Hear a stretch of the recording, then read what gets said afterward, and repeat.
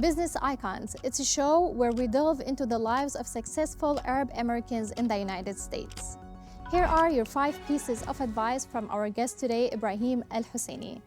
Al-Husseini is an Arab American business icon, an entrepreneur, and a venture capitalist dedicated to fighting climate change through smart investments.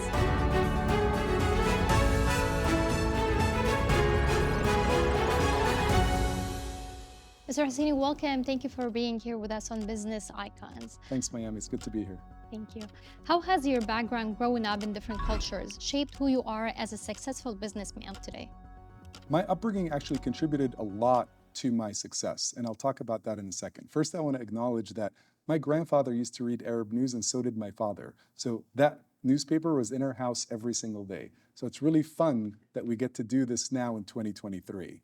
Now, back to your question around how has that upbringing affected me? It affected me because as Arabs, we are very communal, we're very familial. So when we build teams, the team feels like they're part of a family. Our culture isn't just an individualistic culture that is transactional. We're more relational. And that creates very cohesive, very strong teams. What inspired you to be in the climate change industry? What inspired you to be there? It's a very good question. So I grew up in Jeddah on the Red Sea. My parents own a home on the water. And I was a scuba diver. So every year I'd come back from college or from my business back home to visit my family, and I'd scuba dive in the same spot. And I remember every time I'd go, there'd be a material degradation in the quality of the marine life. So it went from being completely lush and full of life and color to completely barren and full of plastic in about 10 years. So I understood firsthand that there's a cost from human civilization on the natural world, and that opened my eyes that making money on a planet that's getting sick is not going to be good. So I wanted to make my money solving for something as important as climate change and also growing wealth for future generations, for community, for myself. How do you decide which companies to invest in, especially for younger investors? I'll tell you an anecdote to an investment that I made in Los Angeles, which is where we're shooting from right now. It's not even far from here. It's a company called Thrive Market. And what Thrive Market does is they're a wholesale buyers club for all natural organic foods. So I got exposed to the opportunity. I'm in an Uber. I asked the Uber to pull off at Whole Foods. Out of the blue, the Uber says, "Hey, by the way, I don't know if you want to save money, but I shop at Thrive Market." And they told me about it, and I was like, huh, peculiar. And then fast forward, I was at a barbecue, and people were talking about how they're shopping at Thrive Market.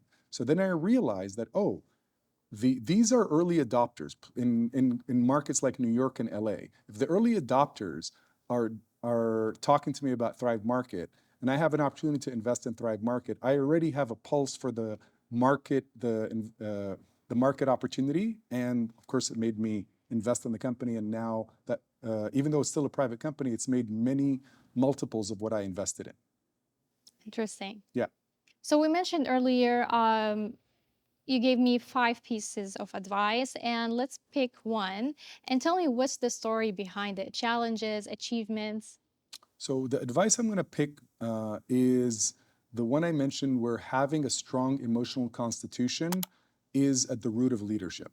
And I give my parents full credit for this because I grew up in a very loving household. So it's a huge privilege to grow up with parents who held me and kept me feeling safe and loved, such that my central nervous system developed with a lot of strength and capacity.